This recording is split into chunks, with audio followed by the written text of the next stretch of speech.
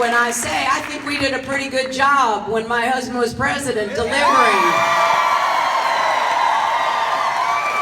You know, at the end of those 8 years, we had 23 million new jobs. But what's as important, if not more important, incomes went up for everybody, not just people at the top. Now, a lot of folks may not be old enough to remember this, but let me tell you, it's not ancient history. Incomes went up for everybody. The median family income went up 17%. The median African American income went up 33%. There were jobs, incomes were rising, people were getting ahead, and we lifted more folks out of poverty than at any time in recent history, and did it all and ended up with a balanced budget and a surplus. So, you gotta ask yourself, well, we were on the right track, what happened? We were on the track literally to pay down the national debt if we had chosen to do so. We were on the track to make Social Security's trust fund solvent for years, and to make sure the Medicare trust fund was solvent, to invest in higher education, research, and the kinds of investments that make us richer as a nation. What happened? We got a Republican administration. That is what happened. And if you look, it was exactly what they said they would do. It's important you listen to people who ask for your vote.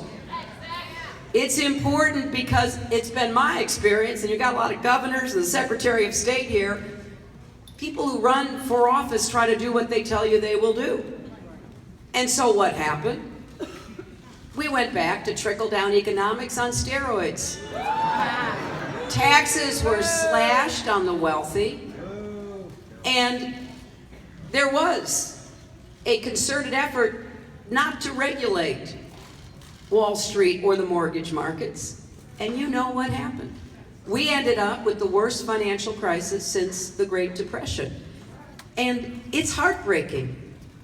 It's heartbreaking that people who are running to be president today, most particularly the presumptive Republican nominee, want to go back to those failed policies.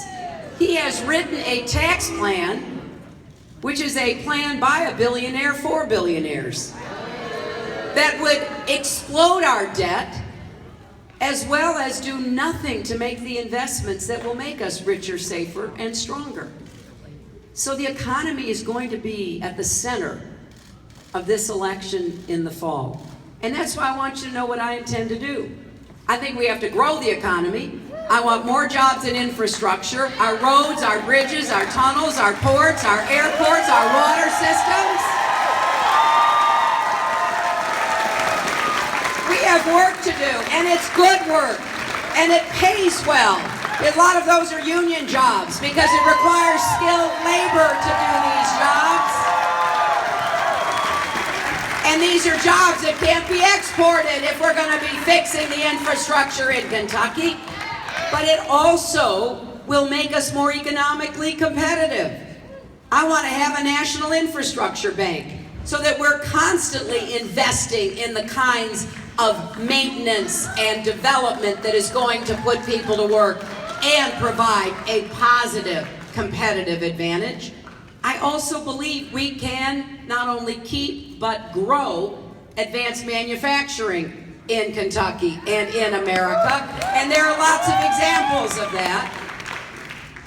We saved the auto industry. That's important in Louisville, it's important in Bowling Green, it's important in northern Kentucky, it's important across this Commonwealth. And that's a big difference between me and my opponent in the primary.